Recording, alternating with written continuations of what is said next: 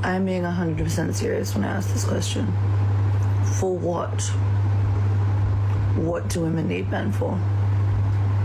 For what?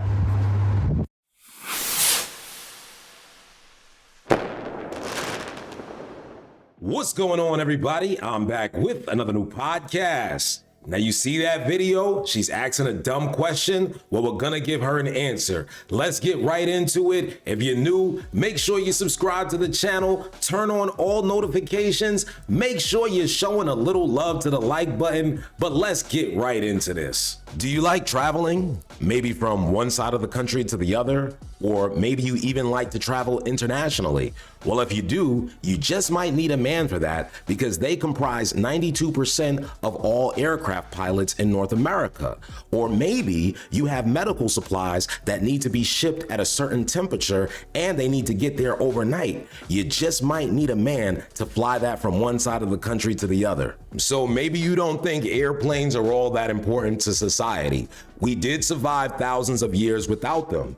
But the next one on our list might be the most important. And by the looks of things, she's definitely reaping the benefits. And that's agriculture. The very reason man was able to sit in one place, build society, and not have to chase our food across the world. How different would life be if we never learned to grow crops and raise livestock for food and other products? And it might seem easy today with modern tools and technologies, but don't forget, there was a time when this was done by hand. And today, men comprise more than 90% of leadership roles in these industries, as well as filling out the majority of the workforce. So are men necessary? Let's continue and find out more ways. You ever look up at a city skyline and marvel at the design and creativity? Or even some of these stadiums and arenas and think, wow, who created that? Well, most likely it was a man. Because women make up 26% of architectures, even though, as the New York Times reports, half of all architecture students are women. What are they doing after they graduate? The world may never know. Moving right along. Our next one might be more important to some, less important to others, but you can't deny the influence that faith and religion has had on society. And of about 11,000 congregations in the US, only 12% had women leadership. Now, this is the part where you throw the patriarchy in there and you talk about misogyny, and there's even some religious texts that prohibits women from teaching, but you have to acknowledge that for a lot of people, religion is a necessary part of their lives and things would fall apart without it. Next up is construction, and we all know that's a male-dominated industry. And if you want to see its benefits, all you have to do is look around. Do you have a home? Does it have a roof? Maybe there's walls. Does it have insulation behind those walls? Is there electricity installed in your house? Maybe plumbing.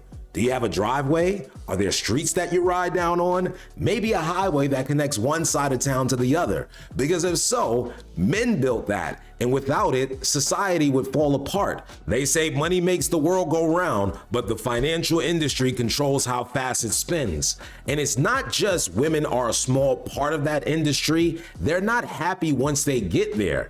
In a 2013 Mergers Group Women in Finance survey, less than half of female respondents say they were satisfied with their careers in finance. Next up is software development. Not only does it make our phones more fun, but it makes our jobs easier. And this industry is heavily dominated by men. There was a survey done by HackerRank, and of the 14,000 developers they surveyed, only 2,000 were women. So this is another important part of today's society that keeps things moving. Are firefighters a necessary part of society? Because I mean, things inevitably will go up in flames, and there should be a group of people that are trained to handle that situation.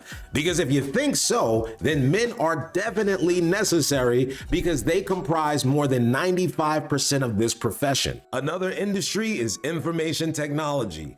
Men make up 80% of the workforce across the tech sector, and this is a trend we see common in STEM. Last but certainly not least, we have manufacturing. These are our machinists, welders, automotive workers, metal workers, amongst other jobs and professions. And this is normally associated with heavy manual labor and long hours, jobs that women just do not want to do.